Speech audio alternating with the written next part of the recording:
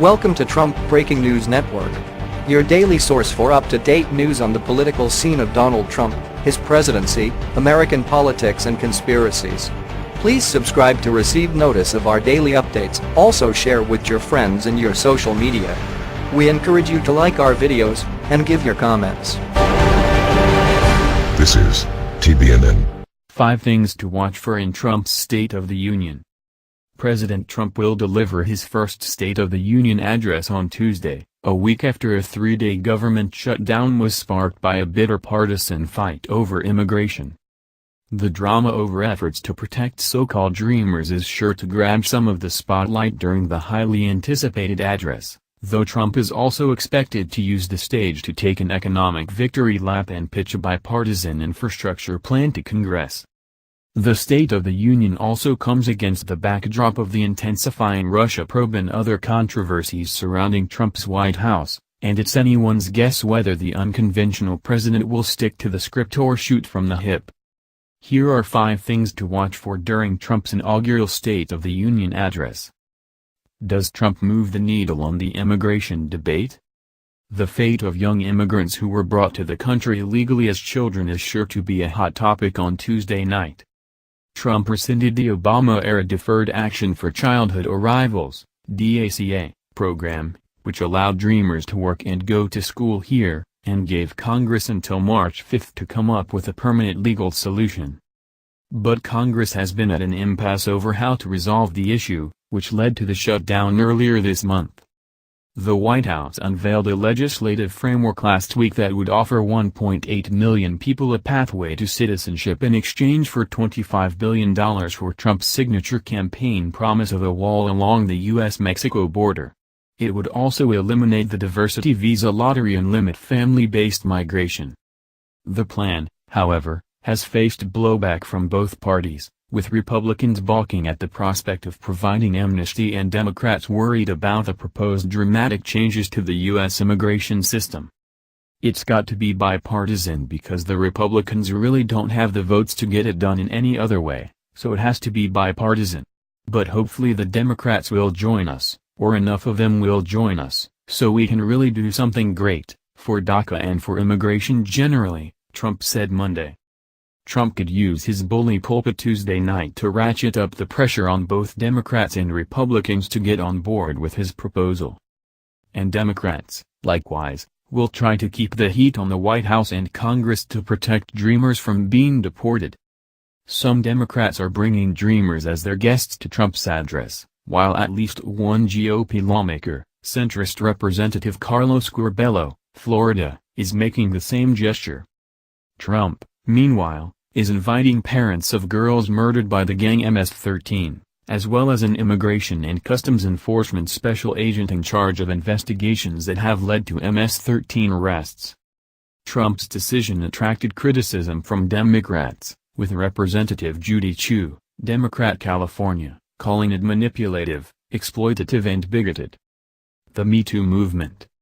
There won't be a red carpet, but the audience at the State of the Union will bear some resemblance to the Golden Globes earlier this month.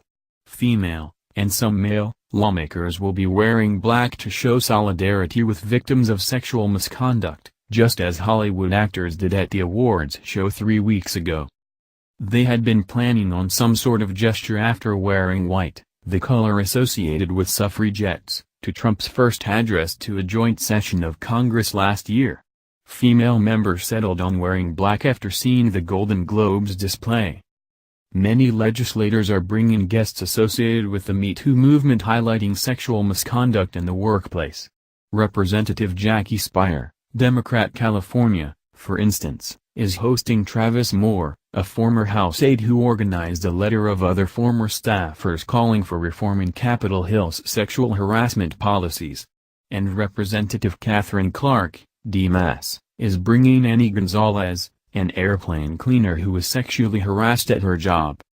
Tuesday's address will come a day after the House passed legislation to require athletic organizations to swiftly report sexual abuse and establish policies to prevent it from happening in the first place. Consideration of the bill follows last week's sentencing of former USA gymnastics Dr. Larry Nassar for sexually abusing more than 150 young female athletes. Boycotts. Roughly a dozen House Democrats are skipping Trump's speech entirely. After watching Trump's first year in office, they say they have no interest in attending. This is a presidency that has been built on racism, stupidity and lies, which has already wasted enough of America's time, and I will not waste any more of mine, Representative Bobby Rush, DL, said while announcing his boycott. Only two Democrats, Reps.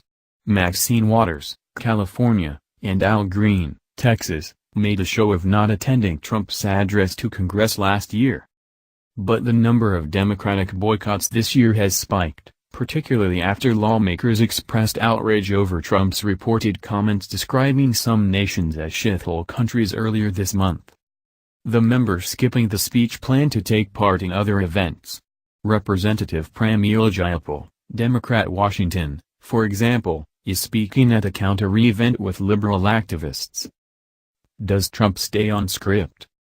Trump mostly stuck to the script last year when he addressed a joint session of Congress, delivering a largely measured speech that earned him positive media coverage and praise from lawmakers. But 1 year into his presidency, and with the Russia probes looming large, will Trump stay on message, or will he shake up the format of one of America's oldest political rituals? Trump is expected to tout the recently passed GOP tax law and lay out his 2018 agenda, which will center on a $1 trillion infrastructure package. But Trump is also known to speak off the cuff, and he relishes in going after his critics, especially when he feels attacked.